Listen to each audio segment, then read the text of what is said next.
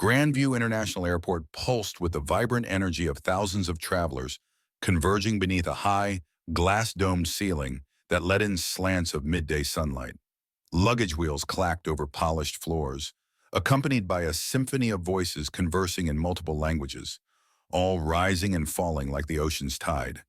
Huge digital screens flickered with alternating flight statuses, delayed, on time, boarding, while airport staff in crisp uniforms guided newcomers toward security or immigration checkpoints.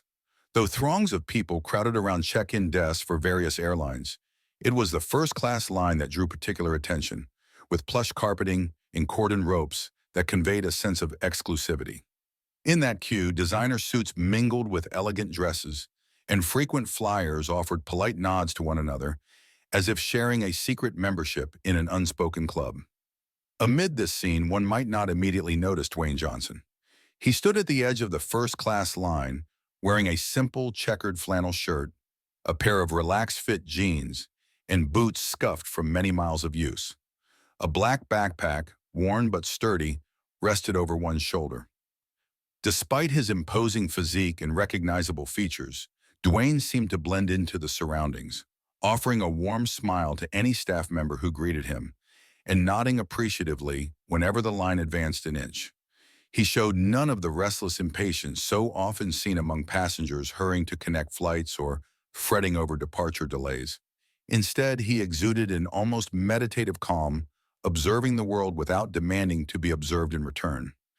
A few passengers behind him stood Oliver Grayson, a man who seemed to represent the polar opposite of Dwayne's understated style. With impeccably combed hair and a perfectly tailored navy suit, Oliver radiated the aura of someone who believed first class was his rightful home.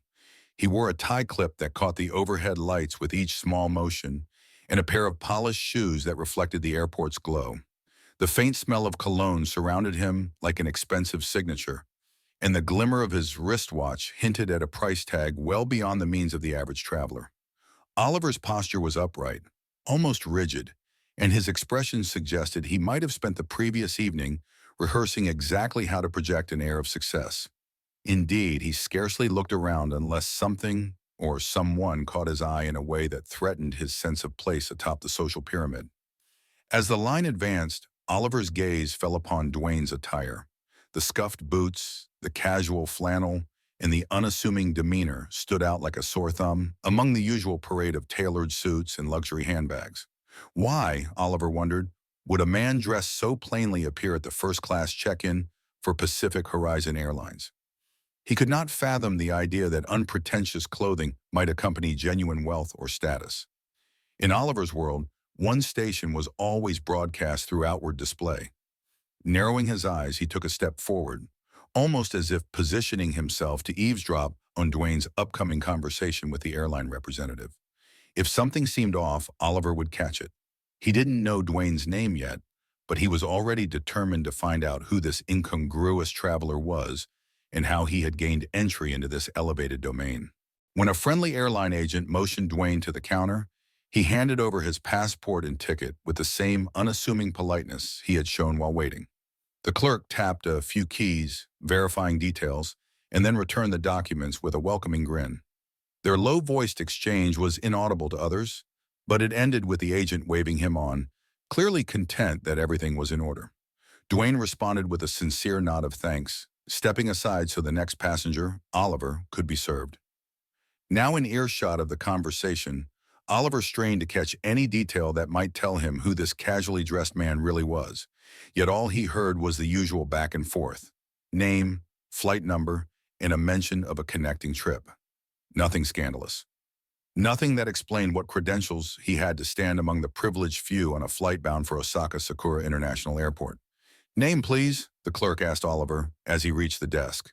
"Oliver Grayson," he replied, his tone carrying just the faintest edge of pomp. He set down a leather document holder with an embossed monogram, and once more the clerk's keyboard clattered. While Oliver waited, he glanced sidelong at Dwayne, who was now adjusting his backpack and heading toward the security checkpoint. The clerk returned Oliver's documents with an equal measure of politeness, telling him to proceed. While everything appeared routine, Oliver's mind was already abuzz. A single question dominated his thoughts.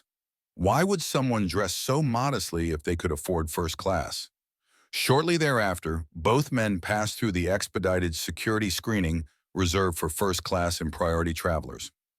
Dwayne slipped off his boots, placed them into a gray bin alongside his belt and phone, and complied with every request swiftly yet cordially. Oliver did likewise, though he managed to inject mild exasperation into his actions, as if to communicate that his time was too valuable for such protocols. Once they were both cleared, they proceeded toward the upscale lounge, a glass-walled enclave offering plush seating, complimentary gourmet snacks, and a panoramic view of planes taxiing along the runways. Here, an unspoken social dance often played out. Business moguls tapped away at laptops, high-end tourists sipped sparkling water with lemon, and airline personnel occasionally flitted about to ensure a seamless experience. Dwayne, setting down his backpack near a comfortable chair, surveyed the lounge with grateful curiosity. Oliver, on the other hand, headed straight for the beverage station. He poured himself a cup of espresso, then lingered near a display of pastries, half watching Dwayne from a distance. His curiosity remained unresolved and, to a degree, inflamed by the man's calm composure. After several minutes, Oliver mustered the nerve to approach more closely. Pretending to examine a basket of fresh fruit positioned near Dwayne's chosen seat, Oliver gave a quick, professional smile. "Not often I see someone so relaxed in here," he said. He phrased it like a harmless remark, yet his tone carried an undercurrent of inquisitiveness. Dwayne lifted his gaze, recognized that Oliver was addressing him, and inclined his head politely. "I try not to sweat the small stuff," Dwayne answered, his voice level. Oliver sipped his espresso. "Interesting philosophy. You here on business or pleasure?" he asked. It was the simplest of questions, but it bore a challenge. Prove your legitimacy. Dwayne took a moment to respond, studying Oliver with mild, unthreatened curiosity, before replying, "A bit of both, I guess." Oliver couldn't conceal the faintly skeptical curve of his mouth. In his mind, first-class cabins were the domain of people who didn't guess about business or pleasure. They knew precisely why they were traveling and had a plan for every moment, whether they were corporate executives, wealthy heirs, or elite entrepreneurs. There was rarely any ambiguity. He wanted to peel back this unassuming traveler's layers, to figure out why his outward simplicity clashed so thoroughly with the exclusive environment they both inhabited. "You must do pretty well for yourself," Oliver ventured, aiming for a tone that sounded conversational rather than confrontational. "I mean, a seat up front on a long-haul flight to Japan doesn't come cheap." Dwayne merely shrugged. "I manage." He left it there, not elaborating, his relaxed stance betraying no desire to prove or justify himself. For Oliver, that murkiness was maddening. Used to reading people quickly, gauging how they measured up, either as competitors or potential allies, he found himself thwarted at every turn by Dwayne's calm reserve. It was as if the man had stepped off the world stage and decided he didn't need to explain anything to anyone. Oliver's gaze flicked to the scuffs on those boots again, to the slightly threadbare fabric on Dwayne's flannel shirt, and the incongruity fueled a slow burn of bewilderment. Eventually, the lounge staff announced that first-class boarding for Pacific Horizon Airlines Flight 27 to Osaka Sakura International Airport would commence in 20 minutes. Passengers around the lounge began gathering laptops, finishing drinks, and making last-minute phone calls. Oliver was no exception. He had a conference call to finalize a potential contract in Tokyo, but he found himself distracted, checking repeatedly to see if Dwayne was making any big reveal, or perhaps hurrying off to connect with a business partner. None of that happened. Instead, Dwayne thanked a server who cleared away his cup of tea, shouldered his backpack without fanfare, and prepared to walk toward the gate. Eager to keep Dwayne within reach, Oliver wrapped up his call ahead of schedule and followed. He caught sight of Dwayne standing calmly in the short queue for priority boarding, exchanging amiable smiles with a couple who appeared to be traveling for an anniversary trip. Overhearing their excited chatter about seeing cherry blossoms in Osaka, Dwayne offered them a few travel tips, revealing a certain familiarity with Japan. Oliver listened from a few steps behind, quietly puzzled that Dwayne spoke about scenic overlooks and lesser-known shrines like someone who had traveled extensively but never boasted about it. That only heightened Oliver's sense that something was out of place. When the gate agent waved them forward, Oliver found himself directly behind Dwayne, the same arrangement they had shared in the check-in line. In that moment, it felt oddly symbolic, as if Oliver was metaphorically trailing in the footsteps of someone whose perspective he couldn't grasp. While flight attendants checked passports and boarding passes, Oliver mulled over whether to probe Dwayne with one more question. He considered the risk. If Dwayne grew annoyed, Oliver might never learn what made this man tick. With the beep of a scanner, they were both waved down the jet bridge toward the aircraft. Inside the aircraft, the first-class cabin offered a cool, spacious interior cloaked in muted tones of charcoal, beige, and teal. Wide leather seats were arranged in a 1-2-1 configuration, ensuring each passenger direct access to the aisle. Privacy dividers could be raised or lowered at the touch of a button, and each seat came with a large entertainment screen, an adjustable reading lamp, and a storage cubby that held slippers and noise-canceling headphones. It was a floating world of comfort designed to make the long flight pass as seamlessly as possible. Flight attendants moved gracefully through this space, greeting each passenger individually, offering glasses of champagne, water, or fresh juice as a pre-departure courtesy.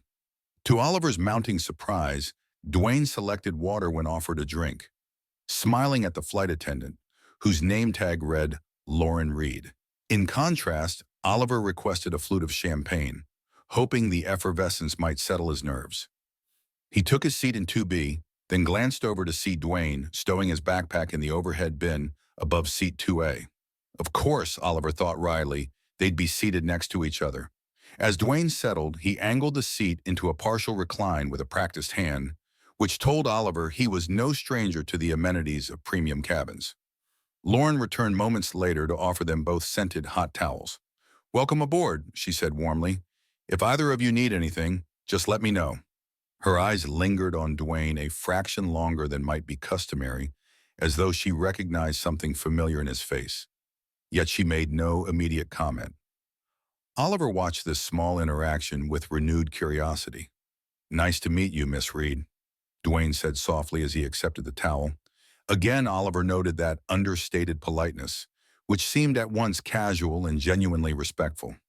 The flight attendant nodded, a professional but genuine smile forming before she stepped away. Oliver told himself that maybe Lauren offered the same level of courtesy to every passenger, but the little voice in his head insisted there was something more.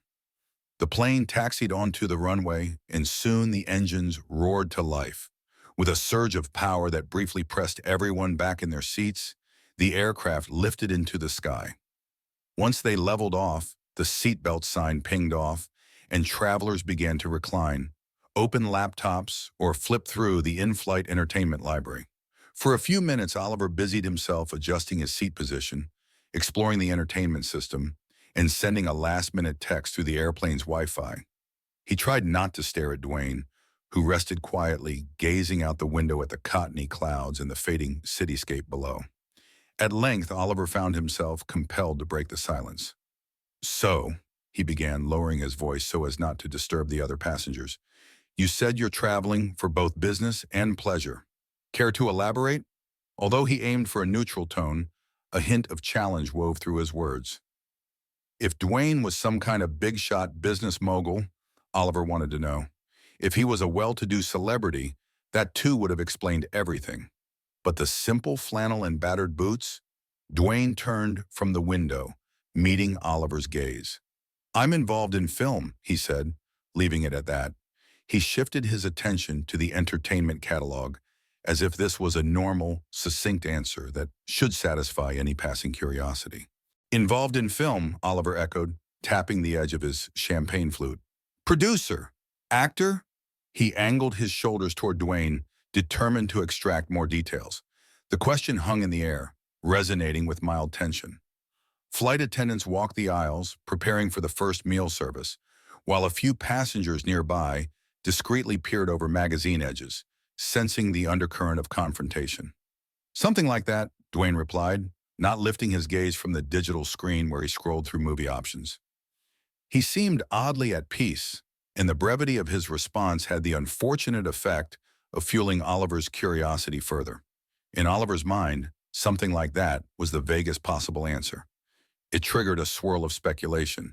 Was Dwayne a struggling actor, perhaps booking only minor roles? Or could he be a cameraman or stunt double? Oliver's ego latched onto the possibility that maybe Dwayne wasn't as financially secure as his first-class seat implied. Lauren Reed appeared again, now distributing menus printed on heavy cardstock that detailed the flight's gourmet dining options.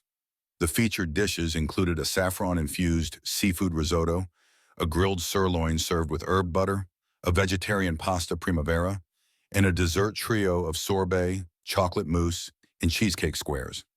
Oliver skimmed the menu with a practiced eye, confident that he'd choose the sirloin and pair it with a recommended red wine from the list. When Lauren asked Dwayne for his preference, he requested the vegetarian pasta and a glass of water. Oliver observed this choice with a smirk that he barely contained. "You're sticking with water again," he commented, once Lauren stepped away. "Not much of a wine drinker, I take it?" The subtle condescension in his tone was audible only to those truly listening. Dwayne gave a tiny shrug. "Sometimes I do enjoy a glass of wine or champagne," he said. "Just not right now." He left it there as if he had no intention of offering further explanation. Oliver hummed in acknowledgement, swirling the remains of his champagne. A pause stretched between them, almost brittle in its stillness. At last Oliver leaned in slightly, lowering his voice.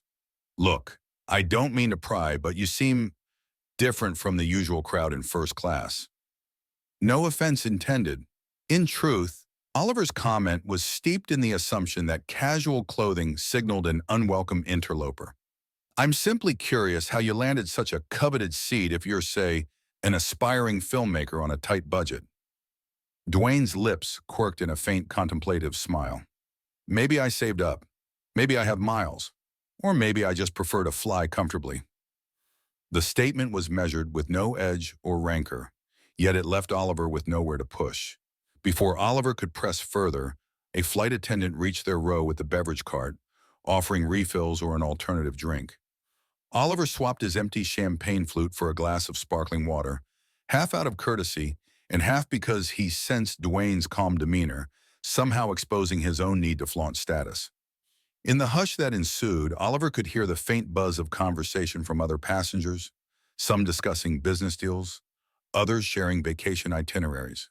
As the flight progressed and meal service began, Oliver dined on the sirloin steak with a relish that suggested he was very much aware of its exclusivity. He appreciated the tender cut, the artfully drizzled sauce, and the knowledge that such a meal set him apart from the coach passengers. Dwayne, by contrast, savored his pasta primavera with quiet appreciation, occasionally offering a word of thanks when Lauren came by to ask if everything was satisfactory. The hush of the first-class cabin felt like a cocoon, insulating them from the ambient hum of economy class behind the heavy curtain. Eventually, once the plates were cleared and dessert had been served, Oliver indulged in the chocolate mousse while Dwayne opted for the sorbet. An odd stillness settled in. A few people reclined their seats for a nap, while others leafed through glossy magazines or fiddled with seat controls.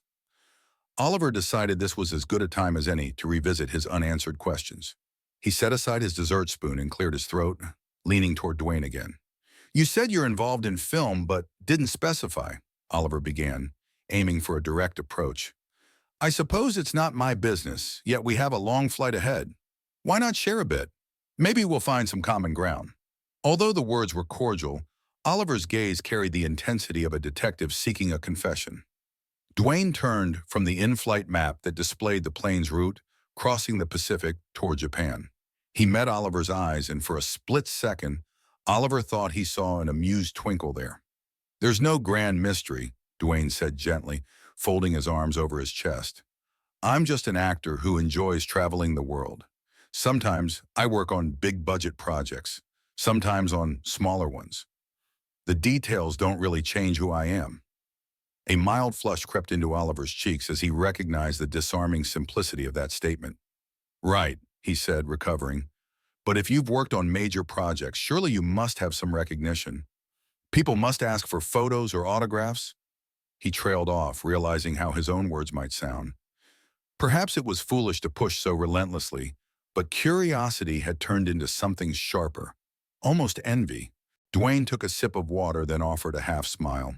Some do, he admitted, but I'm not here to announce my resume. The airport and the plane can be hectic enough without me drawing attention to myself. A subtle shift in his tone signaled that this line of questioning was nearing its limit. I'm simply Dwayne. At that, Oliver paused as if reevaluating. The conversation felt like a high-stakes card game where he repeatedly tried to see Dwayne's hand, yet each time Dwayne calmly met his gaze without revealing all his cards. I can respect that, Oliver said at length. However, respect didn't erase the frustration that Oliver felt, which was rooted in his own assumptions about how success should be displayed. It baffled him to see an apparently well-off individual who had no compulsion to prove anything. For a while, both men lapsed into a shared silence. Oliver flicked through a few movie trailers on the seat screen, scanning comedies and dramas, occasionally glancing to see if Dwayne reacted to any of the titles that might suggest his involvement. Meanwhile, Dwayne appeared unperturbed by the lull in conversation, as though he welcomed the quiet. Around them, the first-class cabin remained a luxurious bubble. Seats were slowly reclined, individual reading lights flicked on, and the soft whoosh of the ventilation system underscored the hush. Oliver could not concentrate on any single film. The scenario gnawed at him. Here he was, in a domain he understood well, an arena of status and achievement, yet faced with a man who defied all the usual markers Oliver relied upon to measure success. In Oliver's worldview, affluence typically came with a bravado that manifested in fashionable clothing or name-dropping. Dwayne, however, exuded a gentle confidence that seemed immune to the need for external validation. Eventually, an attendant appeared with a selection of after-dinner drinks. Oliver asked for a top-shelf whiskey, while Dwayne requested herbal tea. The attendant left, and Oliver stared into the middle distance, swirling the amber liquid in his glass. A swirl of frustration roiled inside him. So many of Oliver's personal insecurities hinged on being seen as accomplished. He could recall times when colleagues or acquaintances had belittled him for not making partner fast enough, or for lacking an invitation to an exclusive event. Consequently, Oliver had doubled down on every outward symbol of success. What if, he suddenly thought, someone like Dwayne never felt that pressure? The reflection proved unsettling. He decided to cut through the tension, leaning once again toward Dwayne. I admit, he said, carefully controlling his voice, I'm not used to meeting people in first class who don't wear their success on their sleeve. I hope you understand it's intriguing. Dwayne considered Oliver's words, nodding slowly. I get it, he said. Everyone's wired differently. Some people are loud about what they have, others see no point in broadcasting it. He reached for his hot tea and the fragrant steam curled upward. But I've learned that you gain more perspective when you don't walk around announcing who you are. Oliver breathed a laugh, though it lacked true mirth. Perspective about what? He asked, taking a sip of whiskey that burned warmly down his throat. About how people treat you when they think you have nothing to offer, Dwayne replied, his tone neither accusatory nor self-righteous. Sometimes it's humbling, other times it's disheartening, but it's always revealing. Dwayne's gaze was steady, and Oliver felt a flicker of discomfort, almost as if those words had been aimed directly at him. Right, Oliver managed, forcing a small smile. I guess I'm still learning that particular lesson. The admission sprang from him unplanned, surprising even himself. Was he, Oliver Grayson, self-assured and refined, confessing a deeper insecurity? Just then, Lauren Reed drifted by to collect empty glasses and assess whether anyone needed further assistance. Can I offer either of you a snack or something else to drink? She asked. She maintained a cheerful but professional air. Oliver, in an attempt to refocus, shook his head and placed his half-finished whiskey on the attendant's tray. Dwayne gave a polite wave of dismissal, content with his tea. Lauren didn't move on immediately. Her eyes flickered from Oliver to Dwayne, and she smiled a bit more openly than before, as though sensing a curious tension. Everything is fine, Dwayne assured her, and she nodded, stepping away. Oliver couldn't help but wonder if Lauren recognized Dwayne.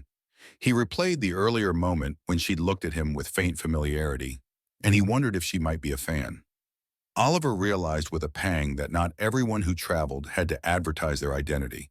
Even airline staff might keep things discreet.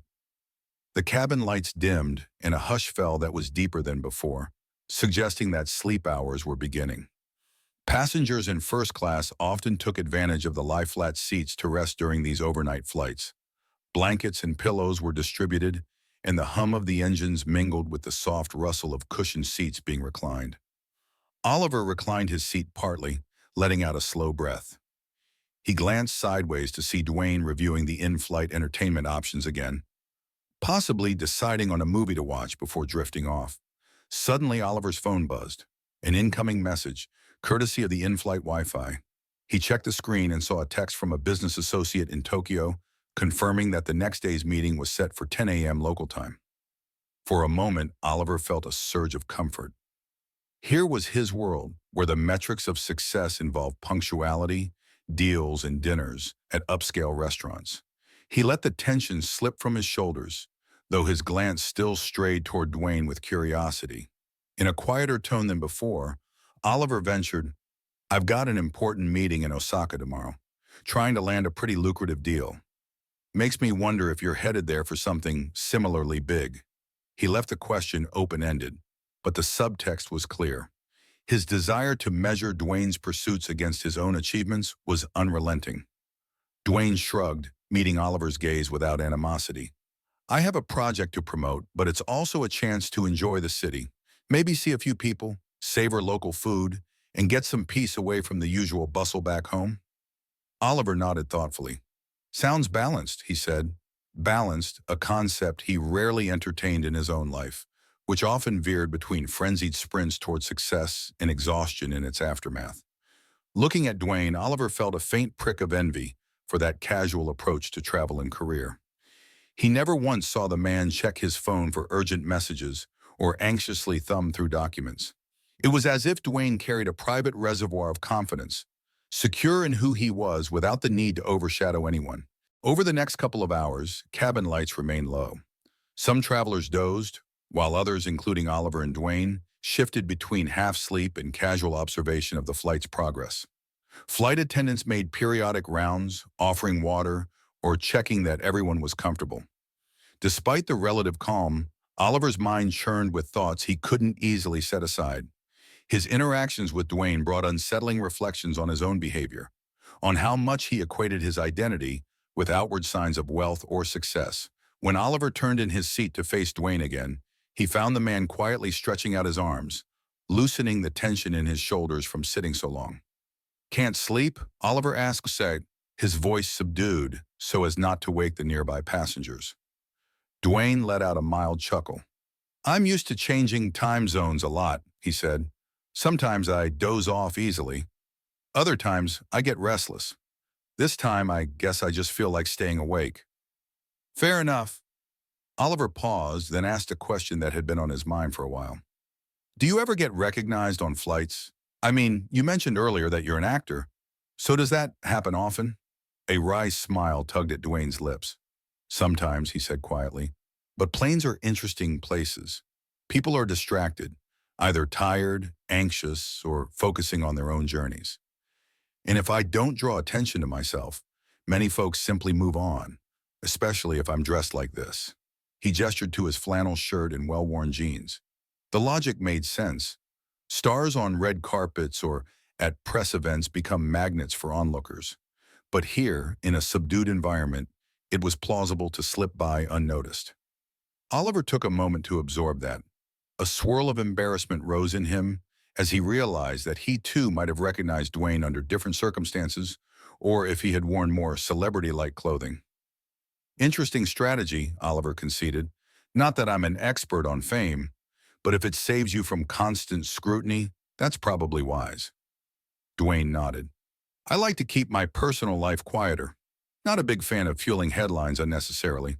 Again, the humble candor struck Oliver as incongruous with everything he'd presumed about high-profile individuals. He found himself oddly grateful that Dwayne answered his questions directly, despite the tension that had colored their earlier conversations. Their exchange paused as Lauren Reed returned with a tray of refreshing towelettes and small bottles of lavender-scented pillow mist. She quietly offered each of them one, explaining that it might help them relax if they chose to rest. Oliver accepted the small bottle, twisting the cap to sniff the calming fragrance. Dwayne inclined his head in thanks, setting it aside with a faint, polite smile. A hush settled again. Overhead, a starry darkness enveloped the plane's windows, punctured only by the occasional blinking wing light. Inside, the hum of the engine seemed to lull some passengers into deep sleep, while others scrolled through tablets or watched their seat screens. Oliver, restless yet pensive, found himself glancing at Dwayne from time to time, as though by mere observation he might decode the man's air of self-possession. Eventually, the flight entered a quieter phase, often referred to as lights out, where the cabin lighting was dimmed to encourage rest. Oliver sensed the shift in ambiance as overhead reading lamps winked off one by one, and the silhouettes of flight attendants passed silently between aisles. He reclined his seat fully, testing the lie-flat function, but found himself unable to drift off. His mind buzzed with the day's events, the upcoming meeting, and above all, the paradox seated next to him. After what felt like an hour of watching the in-flight map inch across the Pacific, Oliver finally sat up. He turned slightly toward Dwayne, who was adjusting his own seat. In the faint glow of the seat display, Oliver noticed a softness in Dwayne's gaze, perhaps a reflection of weariness or simple introspection. A compulsion spurred Oliver to speak again, this time more candidly. "Look," Oliver began, his voice hushed. "I realize I've been poking at you quite a bit. It's because I've tried my whole life to climb the ladder. My father used to say, if you're not first, you're last. And I guess I just got stuck with the idea that if you're not obviously at the top, you might not belong there. It never occurred to me that someone can be at the top without screaming it from the rooftops." The admission came out more easily than he'd expected, as though the dim cabin and the hum of the engines provided a kind of confessional shield. Dwayne listened without judgment. "That's an intense way to live," he observed gently. "Must be exhausting." Oliver let out a faint laugh. "It can be. I sometimes feel like I need to prove myself to everyone, including total strangers. Even you on this flight, someone I'd never met until a few hours ago." His voice carried a rare note of vulnerability. "I suppose I owe you an apology for that." Dwayne regarded him thoughtfully for a moment. "I've dealt with all kinds of personalities in my line of work," he said. "Egos are common. Insecure people are just as common. You're not the first person who's tried to figure out who I am, and, by extension, who they are in relation to me. In a sense, we're all seeking confirmation that we matter."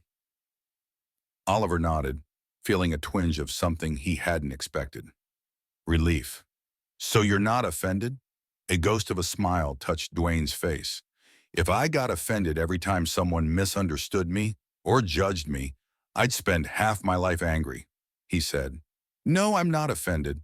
I'm just aware of how we measure worth differently."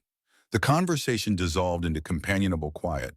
Outside, the plane soared through a dark sky, while inside, first-class passengers existed in a bubble of plush seats and dimmed lights, floating miles above the day-to-day hustle. Oliver felt an unaccustomed sense of calm, as if a burden had lifted just by acknowledging his own motivations.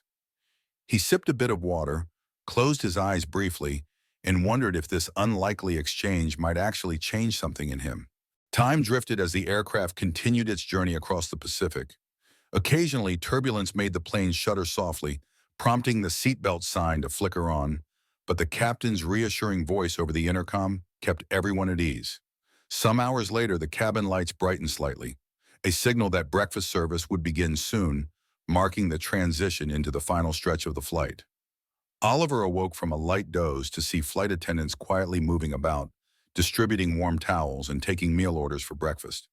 He realized with a start that he'd somehow managed to sleep despite the emotional whirlpool in his head. When Lauren Reed approached to ask about his breakfast choice, an omelet with fresh herbs or a traditional Japanese option, he hesitated, then chose the Japanese meal for a change of pace.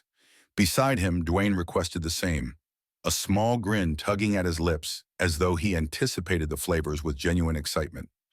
While they waited for the meal to be served, Oliver checked his phone for any updates from the Tokyo associate, mindful that the local time was edging closer to meeting hour. His email and text showed no new alerts, which both soothed and irked him. He wasn't used to having no pressing communications. Dwayne, for his part, simply stretched and took a moment to gaze out the window. Dawn light filtered through, revealing a sky painted in pastel shades of pink and gold. You know, Oliver said, voice gravelly from sleep, I've never actually been to Osaka Sakura International Airport before. Always flew into Tokyo's main hub. This is new territory for me. His small admission seemed to be an olive branch, an attempt at normal conversation. Dwayne turned, interest brightening his eyes. Osaka's an amazing region. Lots of culture, good food, kind people. It's less hectic than Tokyo in some ways, but still full of life. Oliver nodded. I won't have much time, maybe a day or two before I fly back. I've got to lock in this deal. He paused, then added, I guess you're used to traveling for promotions, press tours, all that. A slight laugh escaped Dwayne. It can be hectic, but I try to carve out personal moments, whether that's finding a secluded temple, sampling local street food, or just talking with locals. Otherwise, the cities blur together in my memory. Something in that statement struck Oliver. He himself had visited various countries, mainly for high-level meetings, and rarely paused to take in the local essence. Often, he'd see only airports, taxis, conference rooms, and perhaps a fancy restaurant if negotiations went well. The idea of traveling to relish life rather than hustle through it felt almost revolutionary to him. As if on cue, Lauren returned with breakfast trays. The Japanese-style meal featured a miso soup, a small bowl of rice, grilled fish, and pickled vegetables, presented in tidy compartments. Steam rose invitingly from the miso soup, and the aromas mingled with the subtle cabin scent of coffee and bread from other passengers' Western-style breakfasts. Dwayne thanked Lauren with genuine warmth, while Oliver murmured his own thanks, eyeing the meal with cautious curiosity. While they ate, the conversation remained intermittent but cordial. Dwayne praised the delicate flavors of the fish, while Oliver admitted he was pleasantly surprised by the tang of pickled vegetables. The meal proceeded at a leisurely pace, giving them both time to reflect. Occasionally, Harriet Summers, a kindly older woman, seated across the aisle, glanced their way. She'd observed the earlier tension and the subsequent thaw, and she seemed quietly pleased that the two men had found some mutual understanding. Eventually, breakfast trays were cleared, and the pilot made an announcement that they were beginning their initial descent into Osaka Sakura International Airport, with an estimated landing time about 30 minutes away. Passengers awakened more fully, adjusting seats upright, tidying up their personal spaces, and switching electronic devices to appropriate modes. The faint hum of conversation rose, carrying the excitement and relief that always accompanies the end of a long flight. Oliver felt a mixture of anticipation and lingering introspection. He unbuckled his seatbelt briefly to retrieve his carry-on from the overhead compartment, ensuring he had quick access to his documents. Glancing sideways, he noticed Dwayne doing a similar check. Only Dwayne's backpack looked simpler, containing what appeared to be just the essentials. Oliver considered how, in a literal sense, they both traveled with baggage, yet in a figurative sense, their loads differed vastly. I guess this is it, Oliver said quietly, settling back down into his seat. Almost time to land? Dwayne nodded. Time flies, he replied with a slight smile. No pun intended. Oliver chuckled, turning to peer out the window. The outlines of Osaka Bay and the city's clustered buildings came into view through thin clouds, tinted by morning sunlight. Though Oliver's nerves normally rattled during descents, he disliked the sense of losing control. He found that an unexpected calm permeated him. Perhaps it was the conversation, or perhaps it was the looming possibility of new insight awaiting him on the ground. Lauren Reed and another flight attendant, whose name tag read Tanya Morales, began passing through the aisles, double-checking that seats were upright and tray tables stowed. Tanya smiled at Dwayne in a manner that hinted she recognized him, though she said nothing aloud. Dwayne returned the smile with a nod, and Oliver caught the subtle exchange. So you really do get recognized, Oliver murmured, half teasing. Dwayne's eyes crinkled in amusement. Sometimes, but I appreciate her discretion. As the aircraft descended lower, Harriet Summers gathered her belongings and patted the side of her seat. She caught Oliver's eye, giving him a grandmotherly smile, then looked at Dwayne and mouthed a silent, "Thank you," though for what exactly, Oliver wasn't sure. Perhaps Harriet had overheard their conversation and admired Dwayne's restraint, or maybe she was simply expressing gratitude for the courtesy and calm that had kept the cabin peaceful. A thud of wheels hitting the runway signaled their arrival. The cabin lights brightened fully, and the plane slowed, taxiing toward the gate. A mild applause broke out from scattered passengers, an expression more common on international flights than domestic ones. Dwayne and Oliver exchanged a brief glance, each wearing a faint grin, both relieved and oddly satisfied by the journey they'd shared. Once the seatbelt sign blinked off, everyone in first class began the usual scramble for overhead bins and carry-ons. Flight attendants opened the aircraft doors, letting in the fresh air of Osaka, tinged with a suggestion of nearby ocean. Harriet Summers offered Dwayne and Oliver a polite nod as she shuffled down the aisle, and they each returned the gesture. For all her quiet presence, there was a sense that she'd silently rooted for a positive resolution between the two men. Oliver stepped into the aisle, careful not to jostle Dwayne. "After you," he said, gesturing politely. Dwayne nodded his thanks, slinging his backpack over one shoulder. The line of deplaning passengers moved slowly at first, but eventually they were all stepping onto the jet bridge. A wave of cooler air greeted them, a sharp contrast to the temperature-controlled cabin. Oliver inhaled it, feeling like he was turning a new page. Pacific Horizon Airlines crew members stood at the aircraft door, smiling and thanking each passenger for flying with them. Lauren Reed was among them, and her gaze flicked to Dwayne with a hint of recognition that Oliver now found endearing rather than off-putting. The attendant, Tanya Morales, also said a gentle goodbye, her eyes bright with unspoken admiration. Oliver felt no need to pry further. If Dwayne had fans among the airline staff, that was perfectly understandable. Walking up the jet bridge, Oliver glanced back at the receding interior of the plane. It felt strange to realize how much could change during a single flight. He recalled his initial hostility, the sense that Dwayne didn't deserve first class if he didn't wear his success as a badge. Now that notion seemed embarrassingly narrow-minded. His shoulders relaxed as he stepped into the bustling corridor of Osaka Sakura International Airport, where signage in both Japanese and English directed arriving passengers toward customs, baggage claim, or onward connections. Dwayne paused to let a couple pass by with an infant stroller. Seeing the child, he offered a small smile and a coo that drew a grateful laugh from the tired parents. Oliver observed this quietly, reminded yet again how easily Dwayne connected with strangers. It required no brand names or flamboyant displays, just an easy warmth. They followed overhead signs toward customs, and the corridor opened into a large arrivals hall. Despite the early hour, it was alive with travelers from multiple flights funneling through passport control. Some airport staff in neat uniforms guided them into separate lines. As first-class passengers, Oliver and Dwayne had a slightly faster lane, but it still required a bit of waiting. Oliver sighed. "Hurry up and wait," he remarked, half smiling. Dwayne chuckled, nodding toward a large mural depicting Osaka's historical landmarks. "At least they give us something nice to look at," he said. The mural was indeed eye-catching, displaying temples, modern skyscrapers, and cherry blossoms in full bloom. It struck Oliver that he often missed such details, racing through airports to maintain the illusion of perpetual urgency. After clearing customs, they descended an escalator toward the baggage carousel, where premium luggage tended to arrive first, one of the perks of flying in the front cabin. Oliver tapped his foot, keeping one eye on the metal conveyor that squeaked and hummed as it delivered suitcases to waiting passengers. Dwayne stood calmly at his side, as if unruffled by the typical chaos of baggage claim. Eventually, Oliver's sleek black suitcase emerged, easily identifiable by its refined brand logo and the silver monogram tag. He lifted it off the belt, setting it upright. A few moments later, Dwayne retrieved his own duffel-like bag, well-worn but evidently sturdy.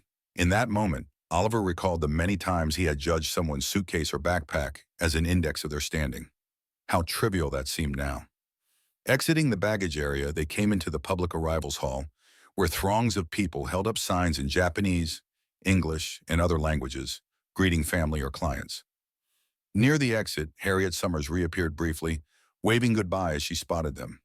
Oliver waved back, feeling a surge of surprising fondness for the older woman who had quietly watched over their evolving dynamic. Meanwhile, Dwayne raised a hand in farewell, smiling wide enough for her to see.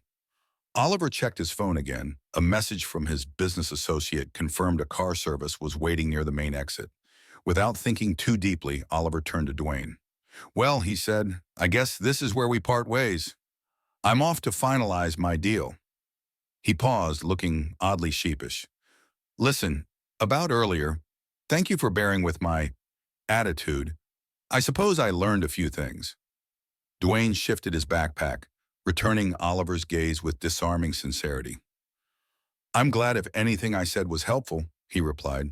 You know, your journey here, whatever you do in that meeting, doesn't define your entire life. It might be a step in a bigger story.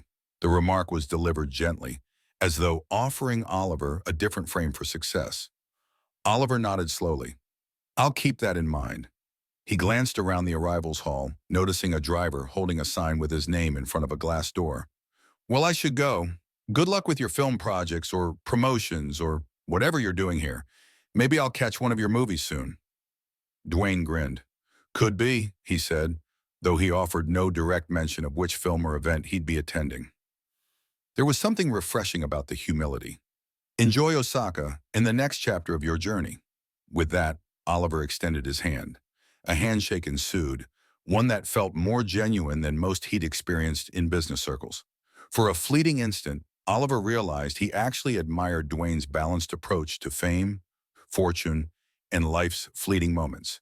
Then, just as swiftly, they parted ways. Oliver moved toward his waiting driver, while Dwayne blended into the crowd, heading toward a different exit, presumably to catch a taxi or meet an acquaintance. In the days that followed, Oliver found himself reflecting on the flight and on Dwayne more often than he would have expected. His big deal in Osaka went through successfully, and he found satisfaction in the achievement. Yet every celebratory dinner, every handshake with new partners, reminded him of the conversation high above the clouds, when a man in a worn flannel shirt and scuffed boots had prompted him to reconsider how he measured his own value. Several times he caught glimpses of news stories or social media posts referencing Dwayne Johnson's latest movie release or philanthropic endeavor, and he wondered if the modest traveler he'd encountered was indeed that globally recognized superstar. One evening, after a productive day of meetings and a rare couple of free hours, Oliver strolled through a local market in Osaka. The vibrant stalls sold sizzling street food, colorful kimonos, and handmade trinkets. He caught himself recalling how Dwayne mentioned carving out personal moments, finding meaning beyond any professional objective. In a small, fragrant corner of the market, Oliver bought a skewer of grilled seafood from a cheerful vendor. The man greeted him with an enthusiastic smile, conversing in halting English about the origins of the dish. Instead of rushing off, Oliver lingered, sampling the flavors, listening to the vendor's story. He realized that, for the first time in ages, he wasn't preoccupied with projecting an image. He was simply experiencing a moment of genuine human connection. When Oliver finally returned home, he carried that lesson with him. Old friends and colleagues noticed he seemed more at ease, less inclined to boast or dominate conversations with stories of his successes. One colleague teased him, saying, "Did you get a personality transplant overseas?" Oliver merely laughed it off, but inwardly he credited the surprising encounter at 30,000 feet for nudging him onto a fresh path. On the other side of the world, Harriet Summers likely returned to her quiet life, telling her grandchildren about the flight where she witnessed two strangers transform from adversaries to almost friends. Lauren Reed and Tanya Morales continued working for Pacific Horizon Airlines, perhaps discreetly sharing the anecdote of the flight where a Hollywood name traveled incognito, gracious and unassuming. The rest of the passengers, scattered to their own corners of the globe, might remember the tension that initially crackled between seats 2A and 2B, followed by a resolution that illustrated the power of humility. And what of Dwayne Johnson? He would have proceeded with his schedule, press events, interviews, perhaps quiet dinners with old friends in Osaka, carrying himself with that same serene confidence.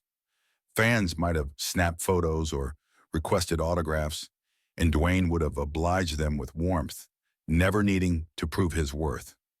In short, life went on for everyone, but a subtle shift had occurred for at least one man. Oliver Grayson, back at his desk in a high-rise office, found himself gazing at a reflection in the tinted glass. He saw a man who still aspired to achieve, but who no longer felt compelled to diminish others in the process. A man who understood that success, if it came at the expense of one's grace or empathy, might be more hollow than he cared to admit. Even in that reflective surface, he could almost picture Dwayne giving him a nod of approval. And if Oliver ever caught a film clip or interview featuring Dwayne Johnson in the future, he would remember not just a celebrity, but the unpretentious traveler who had reminded him with quiet assurance that true success never has to shout.